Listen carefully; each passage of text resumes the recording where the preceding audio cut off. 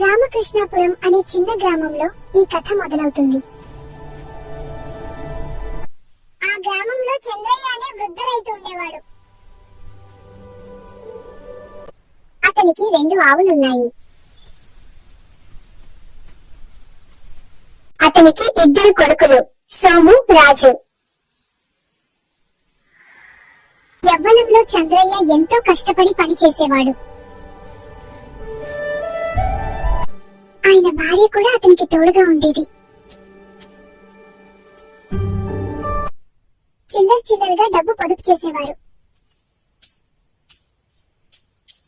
చివరికి ఆ పొలాన్ని కొనుగోలు చేశారు.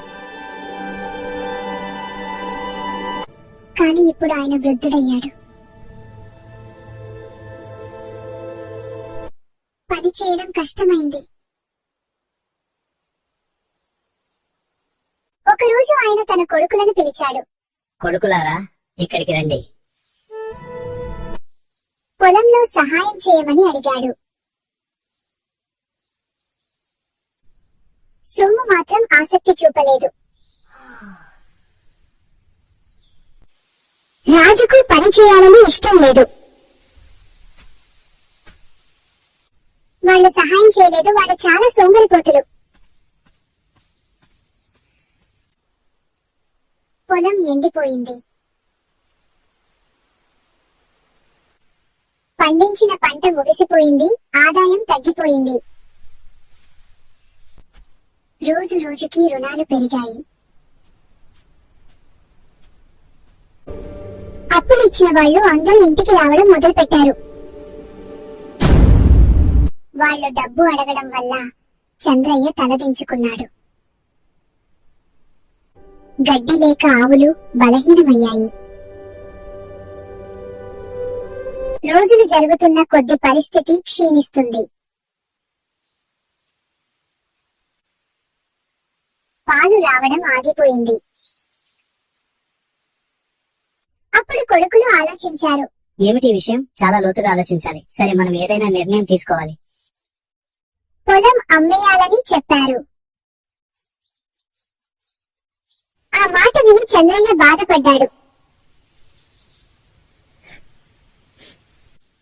తన భార్యతో చేసిన కష్టాలు గుర్తొచ్చాయి. ఆ పొలం వారి జీవితపు నిధి. ఆ రాత్రి చంద్రయ్య ఒక యుక్తి ఆలోచించాడు. మరుసటి రోజు కొడుకులను పిలిచాడు. ఎక్కడికి రండి కొడుకులారా. ఏమిటయ్యా? అవును నాన్న. మన బావిలో ఒక నిధి దాగి ఉంది అన్నాడు.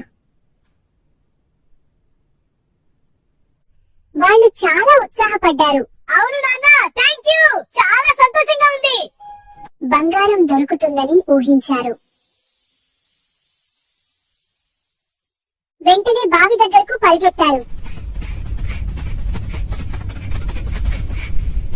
నీటిని బయటకు తీయడం ప్రారంభించారు. నీరు పొలంలోకి పారింది. పొలం తడవడం మొదలుపెట్టింది. నిధి కోసం నీరు బయటకు తీసి వెతికారు.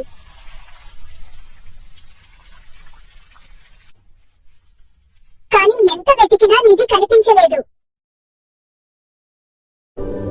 ఇంకా సమయం కావాలి అన్నాడు. పొలం అంతా తడిసి సూర్యకాంతి పడి మెరుస్తుంది.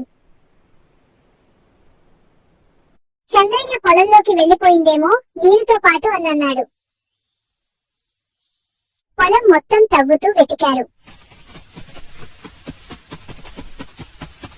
నిధి దొరికేలోపు విత్తనాలు చల్లండి అని చెప్పాడు చంద్రయ్య. ఆ మాటలు విని విత్తనాలు వేశారు. కొన్ని రోజుల్లో మొక్కలు మొలిచాయి. చిన్న చిన్న మొక్కలు పచ్చగా పెరగడం ప్రారంభించాయి. సోము ఆశ్చర్యంగా ఆ మొక్కలను చూశాడు.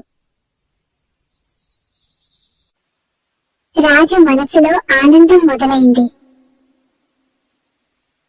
చంద్రయ్య నిశ్శబ్దంగా ఆనందంతో చూస్తూ ఉన్నాడు. వాళ్ళు మళ్ళీ బావి నుంచి నీరు తీశారు. నీరు పొలంలో జీవం నింపింది. గడ్డి కూడా బాగా పెరిగింది. ఆ గడ్డిని కోసి ఆవులకివ్వమన్నాడు. వాళ్ళు ఆవులకు తాజా గడ్డి ఇచ్చారు. ఆవులు సంతోషంగా తినసాగాయి. కొద్ది రోజుల్లో అవి బలంగా మారాయి. రాజు ఇంకా సోము ఆనందంతో పాలు పట్టుకున్నారు. చంద్రయ్య కళ్ళలో ఆనందం మెరిసింది. ఆవుల పేడను పొలంలో ఎరువుగా వేశారు. పంట మరింత బలంగా పెరిగింది. పొలం పచ్చదనంతో కళకళలాడింది.